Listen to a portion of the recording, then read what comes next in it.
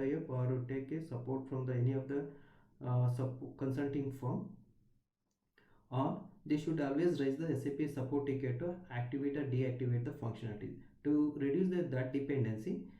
So there's all the functionalities they are bringing directly into the instance level. Okay, so in the last video which I already highlighted, one of the important thing is corporate data model. So clients, if they have instance access, they can straight away they can work on even the corporate data model as well. Okay, so if again I'm going back to provisioning, so like that there are so many functionalities. Just for your requirement you can enable it. So if you want to work on enable loans and advances, you need to be activated first. Okay, so after that if you want to refresh any of the RBP permission, so you have done all the RBP properly, sometimes due to internet or something XYZ roles it is not working properly. So what you can do in that case, you can go to something called RBP. Okay, so here if you refresh it, if any backend if broken RBP related access, that will be refreshed and the respective row they will get the normal access and it will start working properly. And so you can take it, this is the final option. Before that you need to check all whether they properly given the permission for user group, either the target group and even inside the permissions rows. So like that I can discuss on one more thing here. So enable the generic object, it all related to MDF object, and enable the so we have something called instance synchronizations tool is nothing but, so once you've done the configuration in the development instance, so all the configuration should be moved to the test environment.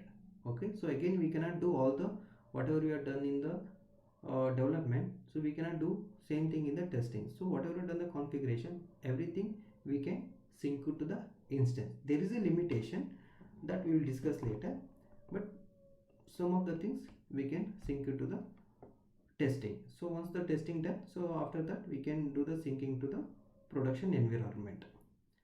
And also we have something like single sender and single receiver. So let me discuss about that. See here we have something called the mail preference. The single sender means if you are using Naukri and Monster, if you apply for any job, system it will send you some automatic email. Okay, so this has been confirmed from so and so XYZ email ID. Okay, so like that in SuccessFactors also, if you are sending any mail notification, though we can give the some default email ID and name.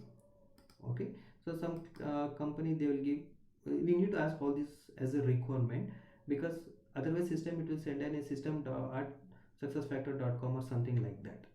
Okay, so client they won't prefer that one, so they want their own email ID and name. Sometimes some people they mention IT department, so no reply at xyzcompany.com. Okay, so that we need to be maintained. If you're not maintained here, the system it will send the system at SuccessFactors the standard one. And also if you activated the single recipient, means if supposed to receive mail to, if for example take example process, you have done a hiring process, it will go for approval for the HR. Okay, so in that case if you are activated here, whatever the process if you are testing, all the mails it will be delivered to whatever email ID we are provided here. Okay, it will not go to the respective HR. So which email ID you have mentioned here, so those people will receive the mails. Okay, these things if you want you can activate in the test environment, but in the production if you do like this, the respective HRs or the managers they will not receive any mails. Okay, so if you want to forward all the mails, so you can just click on all the mails and you can mention the email IDs that will be forwarded. Okay, and this we already discussed how to create a super admin. This is the place where we are creating the super admin. Okay, so these are some of the functionalities are normally we are working in provisioning. So each and every functionality it has own coding in the backend. So in the provision just we are activating either I can say it's a switch off and switch on based on our requirement. Okay, so this is all about the provisioning. So now let's go and discuss about the how we can activate the manage business configuration. So manage business configuration is a replica of succession data model and country specific succession data model. So now we can search with business configuration. So here we have something called enable the business configuration in admin tool. So you have to activate this. So once you've done the activation, you have to save it. Okay, if you're just activated, if you're not saved, then it will not be activated. So once you activate, if you come to little bit top, so here we have the save feature. Just click on save feature.